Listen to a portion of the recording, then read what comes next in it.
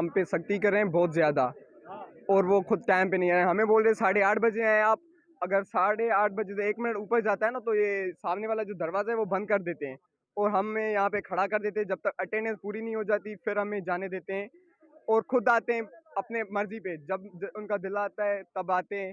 02 batch में study करता हूँ। यहाँ पे जो है ना हमसे बहुत सारे जुल्म हो रहे हैं। जैसे कि सबसे पहली बात, हमारे टाइम टेबल का कोई भी शेड्यूल नहीं है। कब भी कोई भी टीचर आके क्लास लेके चला जाता है। उसके बाद क्लास में हम स्टूडेंट्स को गालियाँ मिल रहे हैं।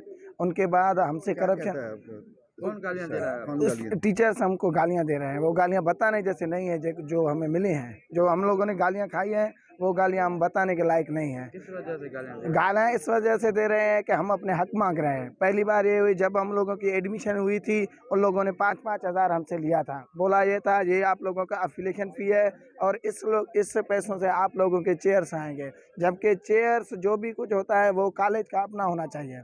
और इसके अलावा कॉलेज में जो पंखे हैं वो भी हमारे पैसों से लगे हुए हैं। अब फिर से कल एक नोटिस निकला था कि आप लोगों को 2-2 हज़ार जमा कराना है एफिलिएशन के बाद।